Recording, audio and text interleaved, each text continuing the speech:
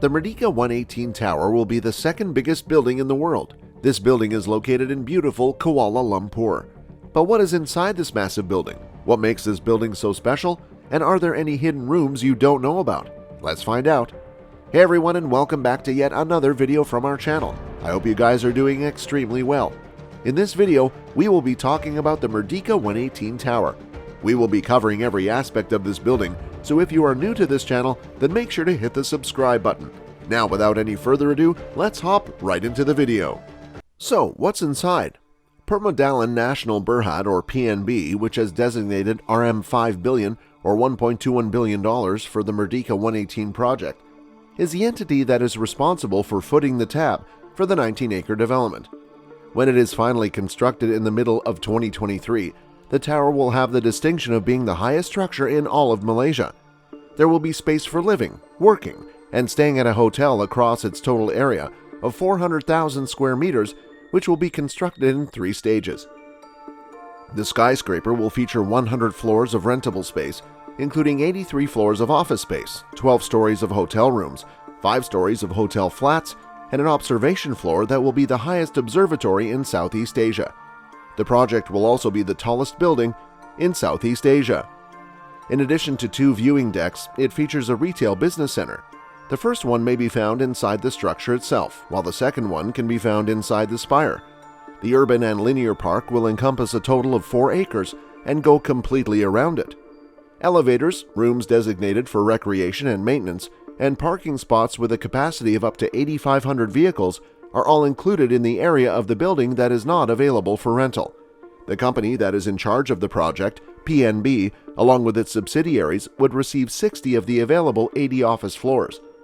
And because KL Tower is closer to Merdeka PNB 118, it will be the best place to enjoy an aerial view of Merdeka PNB 118.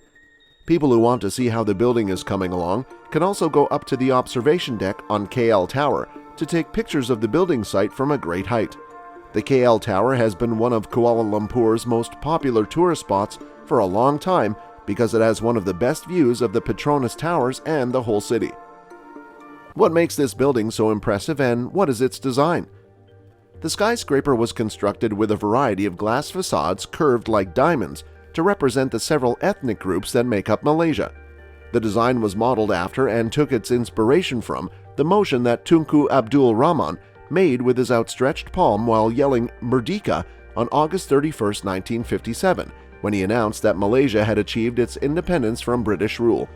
The exterior of the building will be covered in the cladding that consists of 18,144 panels, 114,000 square meters of glass, and 1,600 tons of window frame extrusions.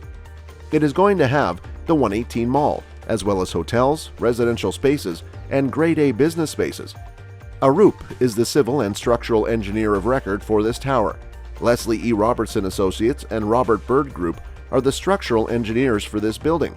The Neapoli Group, an environmental design and engineering company, were hired to provide advisory services with the goal of reaching a platinum rating of 3 green building certification bodies: the Leadership in Energy and Environmental Design, Green Building Index, and Green RE.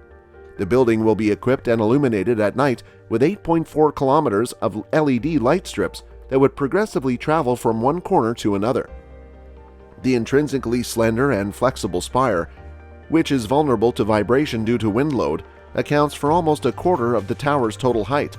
We decided to go with a 3D space truss structure because we wanted to reduce the amount of vibration, and we used cutting-edge aeroelastic wind tunnel testing to determine how the wind load should be distributed.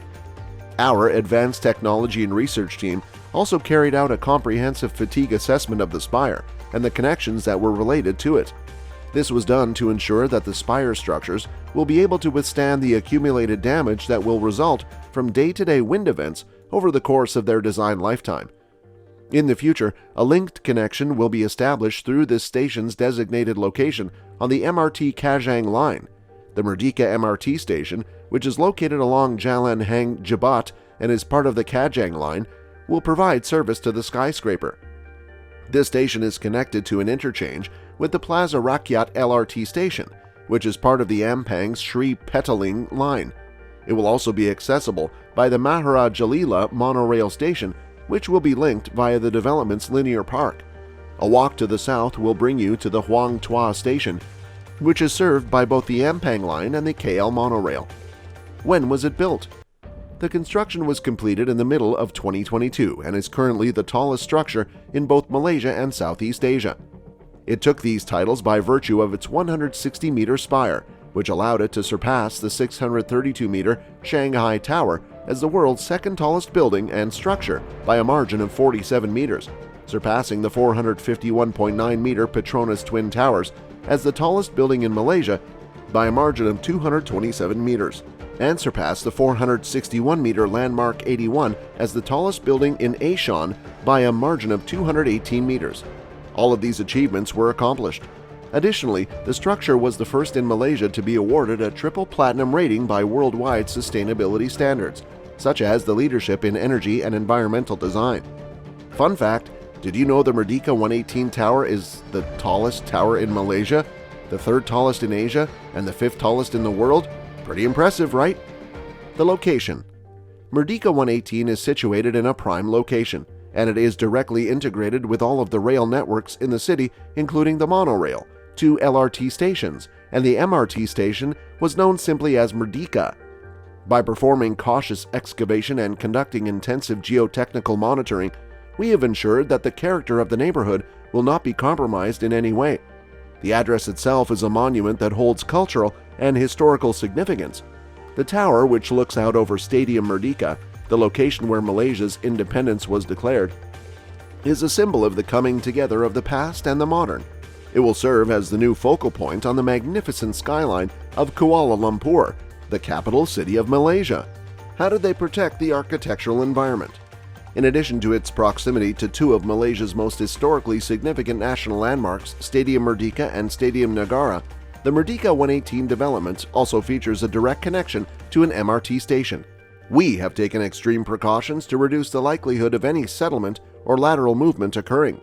In order to create an embedded retaining system for excavation, we constructed a cofferdam wall in the shape of a circle. Because of its circular design, the cofferdam is able to provide its own support through the use of hoop stress mobilization, which eliminates the requirement for any struts or ground anchors. What do critics say about the Merdeka 118? Many Malaysians have said that this project is unnecessary and a waste of public funds, since it is being paid for by PNB, which is a government-owned company.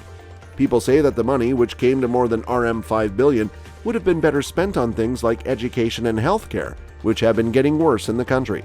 In reaction to the criticism, former Prime Minister Najib Razak, who would later be directly involved in the 1MDB scandal, said that the project was not a waste and that it would bring more benefits by creating economic opportunities.